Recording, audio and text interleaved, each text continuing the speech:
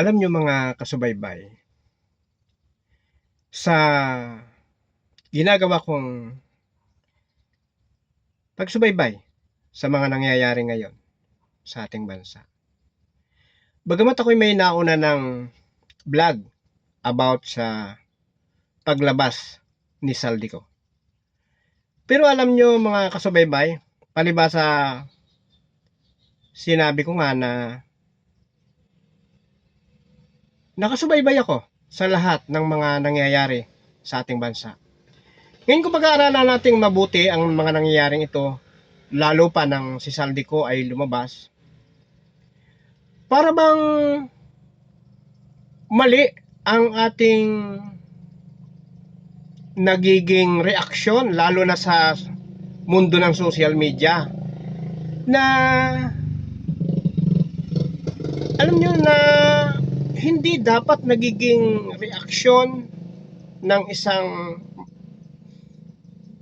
Pilipino, lalo na ng mga vloggers or ng pangkaraniwan ng kahit na sino, na ang paglabas ni Saldico ay parang pinagpipistahan, tuwang-tuwa, nagdidiwang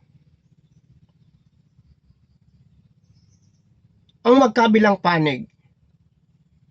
Sinasabi nila na kesyo lumabas na ang inaantay ng taong bayan.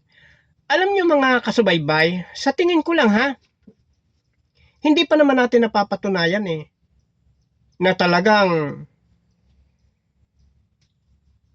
ang ipinahayag ni Saldico ay legit at totoo. Hindi pa naman. Sabi ko nga, may nauna na akong vlog, nagkaroon ako ng reaksyon tungkol sa paglabas ni Saldico. Pero sa pagsusubaybay ko, sa pagsusubaybay ng inyong lingkod, hindi pala natin dapat ikatuwa, bagkos antayin natin kung ito talaga'y totoo. Dahil yung pinanood ko na video ni Saldico,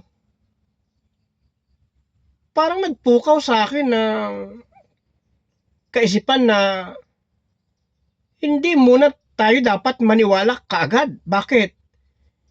Meron tayong tinatawag na yung, sa tingin ko ha, parang ito ay daya o AI na tinatawag. Tingnan nyo mabuti, panoorin nyo. Saga lang ng akin. Parang hindi pa natin dapat paniwalaan. Pero kapag si Saldico, live, personal na nagpakita, nagpa-interview, kita nating lahat. Doon pa lang tayo dapat maniwala. Dahil alam nyo mga kasubaybay, kung agad ang magiging reaksyon natin ay paniwalaan agad, kumbaga sa nabuo na agad yung sa isipan natin na, oo, sangkot nga. Pati ang ating Pangulo. Lilikha lamang ito ng pagkalito sa mga mamayan. Lilikha lamang ng kaguluhan. Ay paano nga kung hindi totoo? Antayin muna sana natin, mga kasubaybay.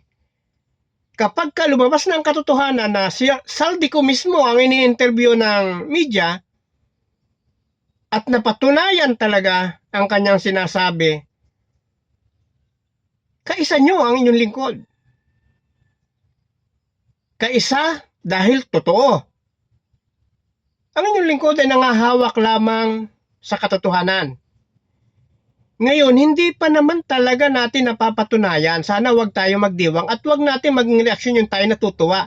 Dahil parang kinatutuwa natin yung tuluyang pagkagulo ng Pilipinas, tuluyang pagkawasak ng sambayan ng Pilipino. Pag-aralan yung mabuti. Dapat tayo, ang hangarin natin, sabi nga natin, pinagsisigawan, pagkakaisa. Maging payapa. Paano magiging payapa? Nakarinig lang kayo ng balita. Nakapanood lang na hindi pa naman talaga napapatunayan.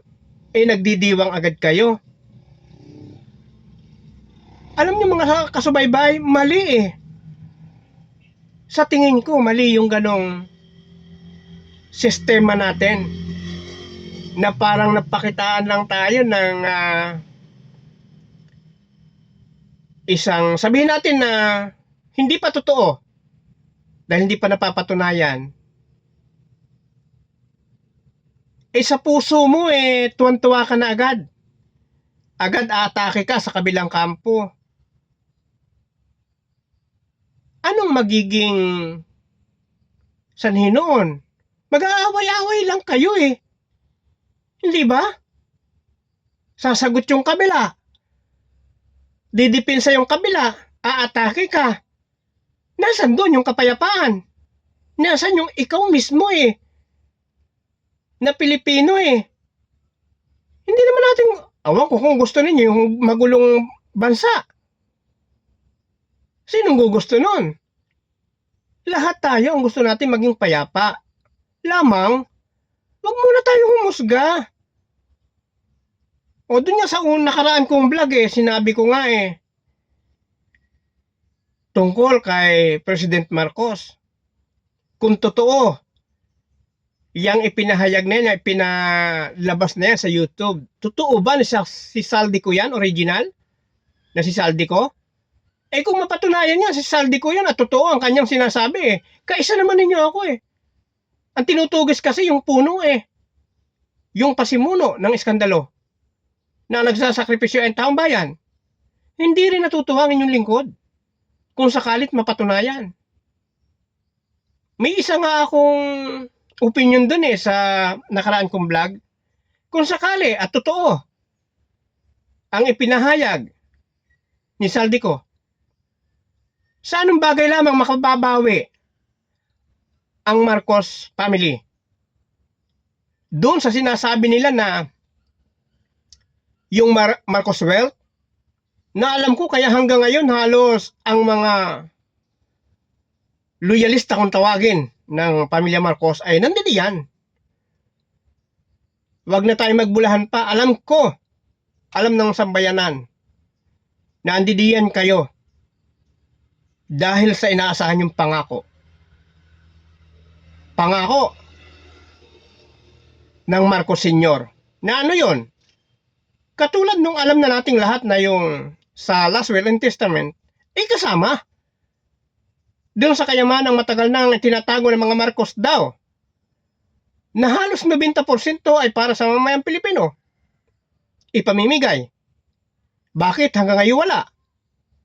At yun ay hindi mapapasinungalingan na si Milchanko, noong panahon na in-interview niya ang unang ginang na si Imelda Marcos, isa yon sa naging topic nila. Isa yon sa mga tanong ni Milchanko. Pagkakataon nga na hindi siya makapaniwala sa laki ng halaga. Isang titulo pa lang yon nang ipinakita ng dating First Lady na si Imelda Marcos. Ngayon, kung talagang totoo yon, para sa mga pamilya Marcos, panahon na. Saluhin naman ninyo ang matagal nang sumuporta sa inyo mga Marcos loyalists. Dahil kung mapatunayan niya yon ni Saldico, huwag niyong ilagay sa kahiyan ang mga Marcos loyalists na mahabang panahon na umasa sa inyo. At yun ang paraan para kayo makabawi. Ipakita niyo sa taong bayan na hindi kayo magnanakaw dahil kayo mismo sinasabi, pag kayamanan ng pag-uusapan, kayo na ang pinakamayaman. May pangako ang Marcos Sr. Ito na yung panahon, ipamahagi ninyo sa mga sumusuporta sa inyo. Dahil kapag hindi ninyo ginawa yan, Mr. President, ang kangkungan ay hindi para sa presidente. Dapat gumawa ka ng paraan. Dahil ang nararanasang hirap, nararanasang sakripisyo dahil sa kalamidad, dahil sa korupsyon, isa lang ang dahilan. Pera na ninakaw. Ano ang solusyon? Dahil hinahanap ng taong bayan ng pera na ninakaw ng mga taong dapat sana ay nakatutulong. Kaban ng bayan. Ngayon Marcos, President, patunayan mo na hindi ka magnanakaw. Hindi magnanakaw ang Marcos. Ipamahagi mo ang matagal nang inaasahan ng mga loyalista mo. Ang kayamanang pinangako ng Marcos Sr. Kaya sabi ko nga, huwag muna tayong maniwala. Subalit kung ito'y totoo, Mr. President, gawin mo ang pinakatamang paraan para makabawi ka. Dahil kapag ka ang mga loyalista mo, pinabayaan mo sa napakalaking isyu na ito, masasakdal sila sa kahiyan. Baka ikaw ay iwanan. Ang kangkungan nag-aantay. Mr. President, hindi maiiwasan. At sa nakikita ko, yun lang ang isa sa paraan na magagawa mo para ikaw ay makabawi. Kaya, balikan natin yung mga vlogger, mga mamayang Pilipino na may kani-kaniyang sinusuportahan. Huwag muna tayo magdiwang. Makatulong man lang tayo sa kapayapaan. Dahil bawat salita nyo laban sa isang grupo, at yung isa ibabawi ng salitang laban pa rin sa isang grupo, nagdudulot ng kaguluhan, kalituhan ng tao, ng mamamayan. Hindi tayo nakatutulong. Bagkos nakakapagpalaki tayo ng problema, lumilikha tayo ng kaguluhan. Kaya para sa mga kababayan ko, na mga nagnanais ng kapayapaan, huwag na nating sakayan. Huwag na nating patulan. Ang kalalabas lang ng mga balita. Subalit kung ito'y talagang totoo, kasama nyo ako, mag-iingay tayo. At hindi ako titigil na sumubaybay. Ano man ang nagaganap. Ano man ang nangyayari. Susubaybay ako. Para makita ng taong bayan kung ano ang dapat gawin, ano ang tamang desisyon ng ating mahal na Pangulo. Sana'y makarating sa iyo, Mr. President, ang mensahe kong ito. Hindi ako nag-aakusa, pero sana magawan mo ng paraan ang lumalabas na mga balita. Magawan mo sana ng solusyon. At yung binanggit ko kanina ay isang bagay na pwedeng makatulong sa'yo. Huwag mong pababayaan ang mga loyalista mo sapagkat sila'y mahabang panahon na umasa sa inyong pamilya. Sabi nga, inamin ko dati, naniniwala ako sa Marcos family.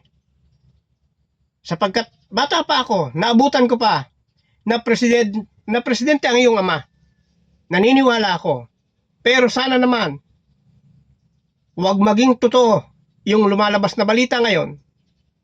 Sana, Mr. President,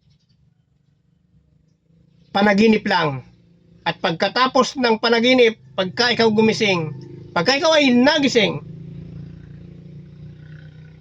mawawala o mabubura yung panaginip na yun. Sana panaginip lang. Sana wag totoo. Hindi sa sumusuporta ako sa iyo. Dapat gawan mo ng remedyo. Dapat gumawa ka ng solusyon. At yung nasabi ko kanina, opinion ko lang. Kung ikaya mong gawin. Opinion ko lang para sa kapakanan mo. Para sa mga loyalista mo. Hanggang dito na lamang at sa muli, sa mga sumusubaybay na katulad ko, kung hindi kayo sang-ayon sa sinabi ko, mag-comment kayo sa baba. At kung kayo naman ay sumasang-ayon, i-like nyo, share nyo. ang aking video. Mga kapatid sa iglesia, tulungan niyo ako. May angat ko ang aking channel sapagkat ako'y nagsisimula pa lang. Pangako ko lang sa inyo, susubaybay ako sa lahat ng mga nangyayaring kaganapan sa ating bansa. Hanggang doon, sa susunod muli. Bye-bye.